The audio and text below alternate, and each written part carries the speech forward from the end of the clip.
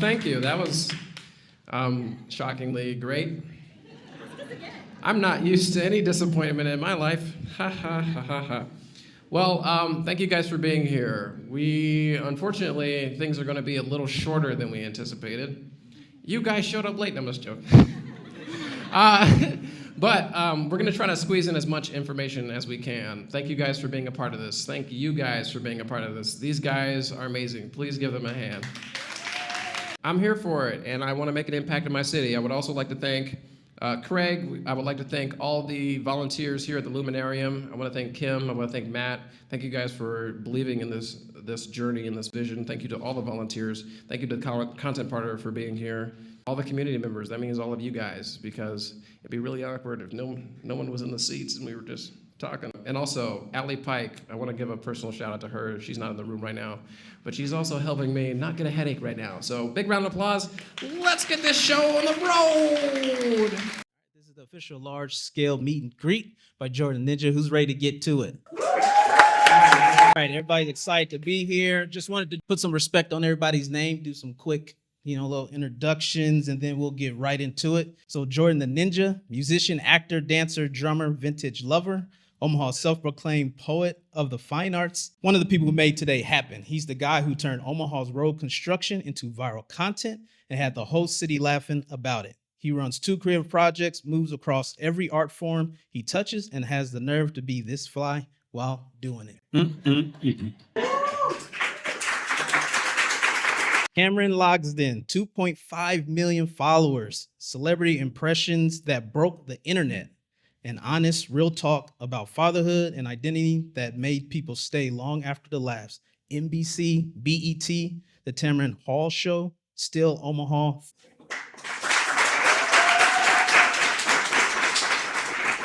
Tober Williams, over 1 million followers, co-founder of MSH Nation, and the man who convinced the entire internet that Mountain Dew deserves a sommelier.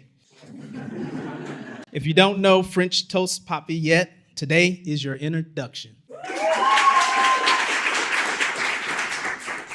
Kassie Mae, Omaha-based lifestyle creator with 51,000 followers and an opinion on everything. Pop culture, cozy hobbies, curly hair, and the kind of commentary that makes you feel like you've been thinking the same thing the whole time. She built her audience by being exactly herself and not apologizing for it. Give it up for Kassie Mae. Julia Carillo? Yeah. Okay. Arrived. Que bueno. Arrived in Omaha at 17 and built one of the Midwest's boldest creative movements from scratch. Founder of Soy Chingona, brand and community celebrating Latina empowerment, and co-creator of Midwest Chingona Fest. She grew 75,000 followers on culture, humor, and unapologetic identity. She didn't wait for a seat at the table. She built the whole festival. Give it up for Julia. All right, so we have some questions for your panel today. Teddy, take it away. All right, these are just some warm-up questions. This is to everybody. How would you describe your content in 60 seconds or less? I like to make people laugh, and that's it. I am a believer when I make my content that I make it truly for myself. And I think that a lot of people just relate with myself. When I made my first video, it was 100% out of rage. And it blew up, and now I'm here. Yeah, big thing for me is I do impressions. Like Mark Wahlberg's a big one. That one keeps me pretty in shape. It's a good cardio. It's pretty good oxygen because you breathe a lot. And wow, yeah, I also do a lot of Owen Wilson. That's kind of gone a long way. It's kind of a multi-generational one, because on the one hand, it's like older people kind of like it. But I'd also say, young people like it because, they heard of the ka-chow and all that. You guys know Lightning McQueen? I don't know. I also do Will, but I've toned it down because he's aggressive. And so it's like a lot of that. Mine's gonna be much shorter. I like to point out the crazy in life. You know, I react to a lot of downright despicable videos, and I like to put my little spin on it. The things that I say are exactly how I feel, but sometimes I embellish a little bit. It comes from a passion of just wanting to make people laugh. You know, and if you can't laugh at yourself, then what can you laugh at? You know, that's basically that's all I got. Love I don't have any impressions. I'm sorry. I don't have impressions either. Make relatable content. I put all my feelings out there, even if people don't like it. I make people laugh, and I make merchandise, and I put stuff on it. I'm just a girl. I just talk about, you know, being a girl, the fun little things about it, and making whimsical little videos. So that's me. Seems relatable. So we got a lot of content creators. And so one of the things we'd like you to answer is to describe your journey up to this point with one word and tell us why that word. Well, now I got to think about all the words that I know. No, I'm just joking. One word that is described my journey. Awareness. And the reason why, maybe it's not awareness. Maybe it's the serendipitous or something. Whatever word that means when you actually like realize how things actually work. So maybe it's actuality. But the reason why one of those three words works is because there was so much I feel like I didn't learn in life. Even, you know, everybody, there's a lot of things that we go through, I think, when we're learning how to adult, when we're learning how to create. And for me, I found out a lot of things when I was at one of my lowest points, and that kind of fed into my entire career being the way it is now. Exploration, but now I get more words, right? Yeah. I would say exploration because I've always been just chasing whatever was the most interesting thing to me at that time. You know, I do a lot of stand-up comedy. I was doing stand-up before I was doing any kind of content or videos and things like that.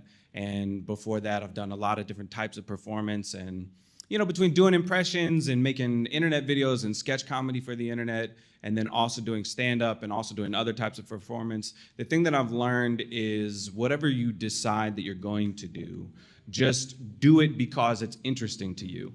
You know, they say if you have a kid, and I had my kid when I was young, I was a teen parent. And when I was raising my kid, I heard people say a lot of times, if your kid is being quiet, leave them alone. Let them chase the thing that is the most interesting to them, because they'll want to learn more, they'll want to do more, they'll accomplish more, and they'll stay out of your way. And so that's been a lot of what I've been doing this whole time. It's just, you know, exploring and messing around on my own. And so that's where all these voices came from, I guess. Some alone time. For me, it would be honestly the struggle of it all. I've wanted to entertain my entire life, and comedy is the one thing I never gave up on. No matter how many times I fell on my face, which is a lot, whether it was stand-up or improv, content creation, it was the one thing I never gave up on myself with. So I would say struggle is probably the best word for it, but within that struggle, it helped me become who I am today, honestly. And it's given me a lot more confidence in doing what I do, so. For me, I'm gonna have to say capirotada, which means just a mess, a little bit of this, a little bit of that, unorganized, chaotic, beautiful. I do everything. So and my mind is a mess, but I love it. It keeps me creative. And it keeps me motivated to keep coming up with more stuff and more events and more merchandise that people will like. And yeah, capirotada. For me, it would probably be like relatable, I guess. I got started just coming onto the internet and yapping. Another thing about things that maybe people may not have always felt seen in, or just a place to build community. That's what I care the most about. I love it. I love it. So Tober talked about falling on your face. So let's explore the opposite when you don't fall on your face. So imagine you spend real time and energy working on something and it gets crickets, but then all of a sudden you post something and 10 minutes later it takes off. How do you keep, I guess, from having something like that mess with your head and change like what kind of content you create? When you go from 0 views to 10,000 the next day, that's like, oh my God, 10,000 people saw my video. You know what I mean? It seems life-changing, but nothing really changes in the beginning. because you have to work to get where you really want to be. But I would say, sorry, I kind of went off the, what was the question exactly again? I also have ADD, guys. I don't know if you ever dealt with that before, but it's great. It's fantastic. Yeah, just I think we It's all so do. good. Yeah, so you're right where you belong. How do you keep from that changing the type of content that you make? Oh, for me in the beginning, it was very difficult because when you do one type of content and after a while, if it doesn't get the views that you're used to getting on it, like say you have something that does blow up, me personally, I was like, I have to change everything I do right now. I have to do something completely different, which in retrospect, like knowing what I know now, it's not a good idea at all. Like you can do different things, but like changing up things completely, like from zero, is in the social media world, it's like not good whatsoever. And I learned that lesson like thousands of times until I decided, hey, you know what? I'm going to stick with one thing. And, you know, I'll sprinkle in a few things here and there, like as time goes on. But it's about like really honing in on what you know you're good at and what you love to do as far as content, for my journey in content creation at least. Because I've done many different types of content, and, you know, when I stuck with one and I really like perfected that, that's when it clicked for me. That was a very long answer to that question, but we got there.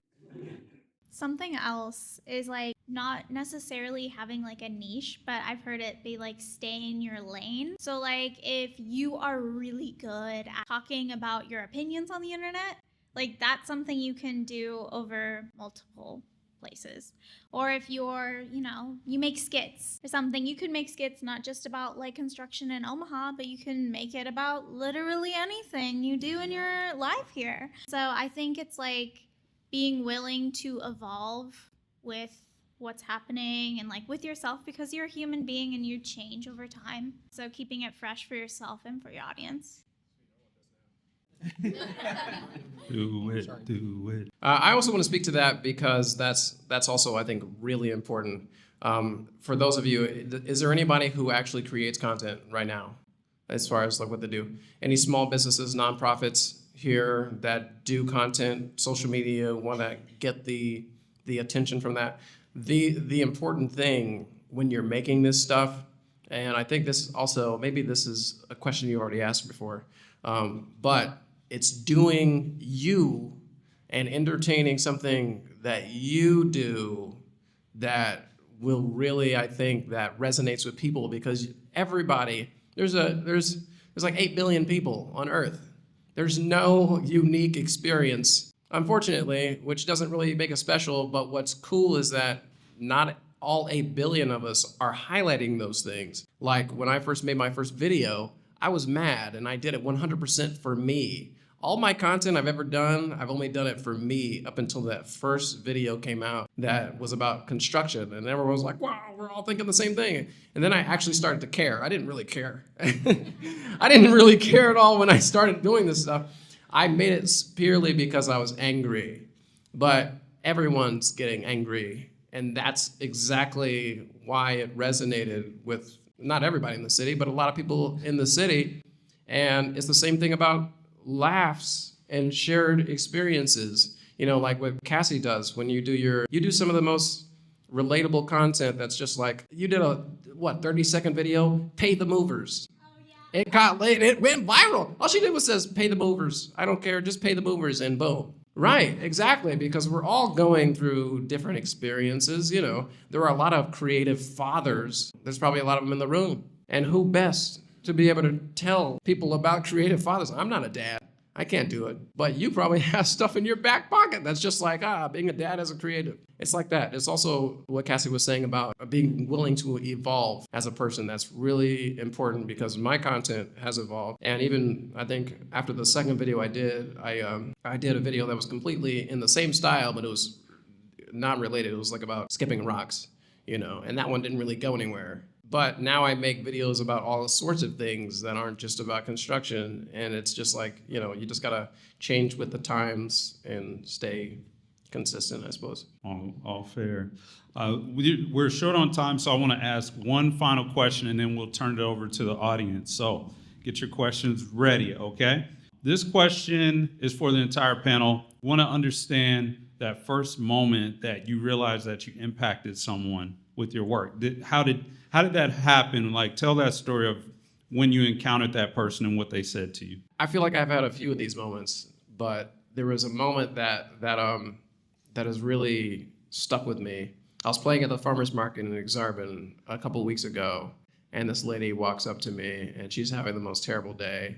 And she comes up to me, honestly, it looks like she's about to start crying. She tells me she's had the most terrible day, and like things are not going great, but she wakes up every morning and she watches my videos. And it just makes her laugh and makes her stop thinking about it. And everybody gets inconvenienced in life. And I think that was one of the most impactful moments I had, where I was like, wow, I've had smaller moments like that, but I think this was probably the strongest moment where I felt, wow, it's kind of cool how my little influence or me just making jokes is helping people in their own lives. I don't know. I had a similar situation once. I got a call from my best friend. He texted me. He said, "Hey, can I FaceTime you real quick?" He was at the Mall of America, and he wanted to play laser tag. Got animated friends, and he did like a voice when he was playing laser tag.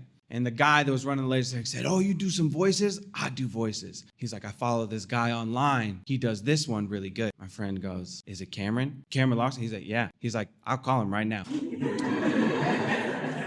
He said, "No, you can't." He said, I'll call him right now. FaceTime from my friend, and this guy's on the phone. And this guy starts freaking out. He's like, "Oh my gosh." He's like, "Dude, I wanted to meet you." He said, "During the pandemic, my son and I were living on our own. You know, I was a single dad. My kid was in middle school." He's like, "And every day we would send each other your videos.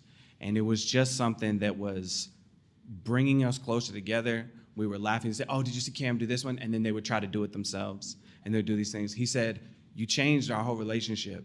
And if there's any time you're at the Mall of America and you want to play laser tag, you hit me up. So if you guys want to go, I think I've got a standing invite, and I'll take you guys with me." Piggybacking off what you guys said, I think that's the biggest part of it is, when people do reach out and they're like, "You don't understand what your content does," it gets me through the roughest parts of my life. I've had a guy tell me that he tried to take his own life, and then the very next day, fortunately, he was able to, stick around with us a little bit longer. But he was telling me a story. It touched my heart because you don't realize how much of an impact you have on people, regardless of what you do. You may think that your content is meaningless, but there's somebody out there that is watching you and they're like, "Man, if I could just meet this person and tell them," And he was explaining his story to me, and I was like, I'm glad it was unsuccessful because I'm glad that you got to stick around and share some laughs with me a little bit longer. And that's what I try to tell people who do reach out to me and whether they're going through bad times or hard times. And I appreciate you for being here. This is what I really try to get around. Get the point out too. Is that that's what it's all about. Especially when you do what you do. Is there's people on the other side of that phone that are watching what you're doing, and it means more to them than you know. And I think that's the best part of it, to be honest with you. I actually got hit up by a young lady about a week ago telling me that she had gone to Chingona Fest back in 2023 and that she was going through a divorce. She was taking care of her son and going to school, and that she was lost and freaking out. She didn't know what she was going to do, but that she decided, she saw one of our flyers for the festival. I don't know if any of you know what Chingona means. It means like a baddie. So in this festival, we celebrate women in the community. She decided to go to the festival, and she said she was eating pupusas on a hill, and she was watching the performances, and she was watching the community get together and celebrate women. It gave her the strength to finish school and do what she had to do to move forward. And I thought that was beautiful. I was actually going to share that with you girls recently, but we were busy. Yeah, she said that it was life-changing, and she plans on going this year too, which is nice. Bringing the community together and feeling that empowerment, helps out a lot. For me, just with social media, my biggest thing is just connecting with people. Like, I'm queen of sliding into people's DMs from watching their story. I met Jordan. I met you at Harney Street Tavern. Yeah, because I was like, "You're going places." And I was right. You are going places. It's always just been about connecting with people, friends on the internet. I've met people in real life, started talking to them online. Do that safely. Make sure you can verify that they are who they say they are. And I really do think a lot of people miss that when they're on social media. It's also about you connecting with them. Like, it can be a two-way street, responding to comments, responding to your DM. These people, there are a lot of really cool people who, if they follow you and they like the stuff that you put out, they're probably pretty cool. And that's been my favorite part about it, is the community building. So post your content. Post it. Some of you guys are holding on to some good stuff. We want to see that content. Actually, yes. Big facts. Please. A lot of the stuff, like the dumb ideas, that stuff is the stuff that goes viral. We got 10 minutes. Rapid fire questions. If you guys have questions, you ask them, we'll answer it. So you can ask us any question you want. You can even ask us what we use as far as our editing materials go. All right, 3, 2, 1, go. And you can direct them at whoever you want, by the way. We're not all going to answer the questions. Yeah. So maybe like when do you experience awe? And then another one was on play. I'll maybe speak to play. Play is an important thing, I think, for all of us in our lives. A lot of us do some form of humor, some kind of comedy. And if we can break outside of what is that steadfast focus that we have on the horizon to get through all the things we have to get through, if we get a little distracted sometimes, it can go a long way. I would never advocate for you guys to all be online scrolling all the time, because I don't think that's good for anybody. But I think a little play goes a long way. And you can do that online by connecting with people, making videos, making content. But sometimes just getting together and being with other people. Jordan and I recently made some videos together. I know people link up. And when you do these kinds of things, that's like a fun opportunity to play. The content side of it can come or it cannot. But if we can get outside of ourselves and be a little distractible, that's what we should be doing. I think that's all what we're trying to do anyway. So that's maybe to play. I don't know about all. Y'all got all. I'll answer also to that, just to add on to what he was saying. Have fun with what you do. If you have fun, there's a big chance that somebody else is also having fun with what you're doing. You don't have to be fake. I have a lot of fun, and this is how I talk in real life. So, all right, what do we got? What's something more on the business side that a lot of people don't think about? This is what I think about that's on the business side that I feel like most people, and I think this is just my, actually, no, it's not my unique experience. I do everything myself, which is not always great. What is great is that I started without anybody else, without waiting for anybody else to be something, to hold the camera for me, to act or be the character or stuff like that. Sometimes I was doing content by myself, and it was very depressing because you're the only person in the room, and you're holding up your camera and you're doing this little, oh, yeah, and then it's like, wow, I feel stupid. You know, you have moments like that. Yeah, I think that's part of the business side.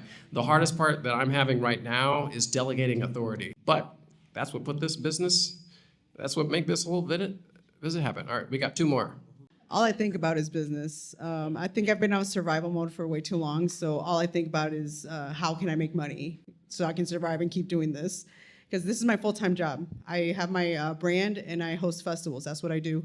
I need to maintain a flexible schedule to take care of my son, and I just think about how I can monetize all the time. So that's why I make merchandise. So if you have a good idea, put it on a T-shirt. Put it on a T-shirt. So you can continue doing what you love, because you can do what you love all the time, but you also need to eat. So you need to make money so that way you can continue doing what you love. Luckily, I've been very blessed to make money while I'm doing what I love. So I love talking to people. If any of you have any questions later on and you want to talk to me, I'll tell you everything I know. I just want to speak on the business side from a marketing perspective. So we work with a lot of companies every single day, and one thing that I would say is to own your audience is like super important. If social media goes down, what is your relationship like with your audience? So just think about that. That could be like a pipeline to a newsletter. That could be like, like Jordan's got the band. He's got other ways for people to connect with him outside of social media. So just think about that as you're building it, because companies get acquired, companies change all the time, and you still want to be able to connect with that core audience. Hi, first and foremost, thank you so much for your time today. And then how do you guys deal with negative comments, also, especially on social media? I don't. Because it's a TV screen in your hand where someone actually took the time to say something dumb. Why should you in real life respond to that? I get people in my DMs a lot, and they have a lot to say, and I reply back, I could literally ruin your life in one post, right? I mean, when people are negative and they're like, oh yeah, let me just try to mess with someone who just happens to be a viral content creator. I don't stoop that low, but I do let them know, I'm like, this isn't a good idea, right? Then they don't talk to me. So, go. I stoop low sometimes.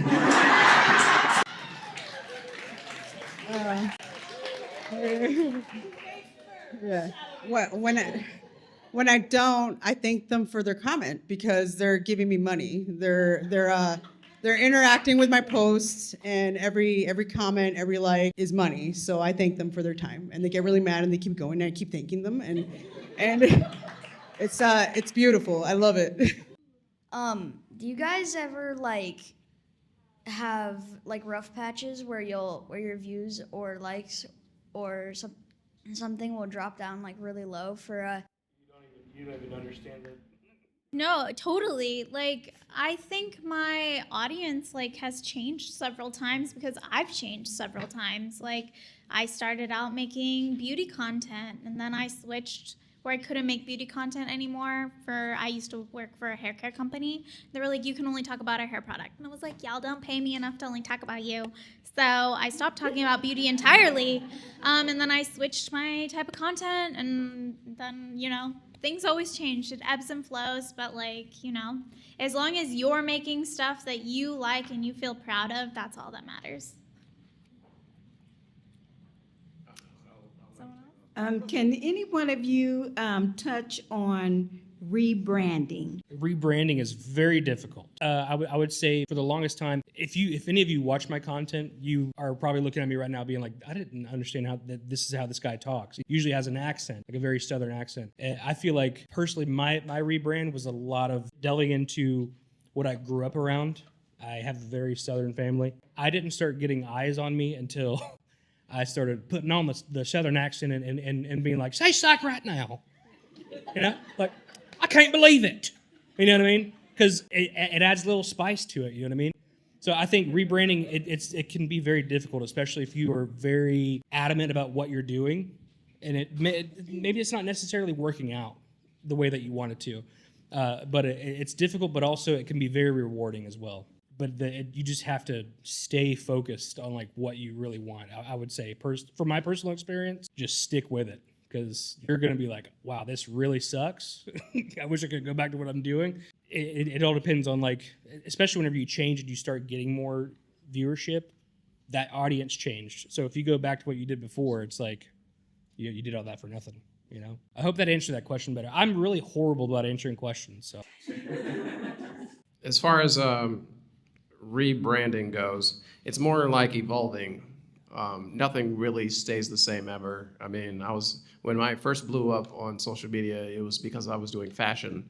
I dress like this every day, so fashion also helps what I do now, but I'm also a full-time musician, so I make very little of my money on social media, and I make all of my money through music.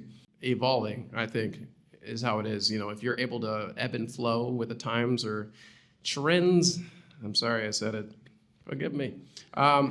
Yeah, I think trends can be a sticky corner, but there are some things that are relatable at a certain time.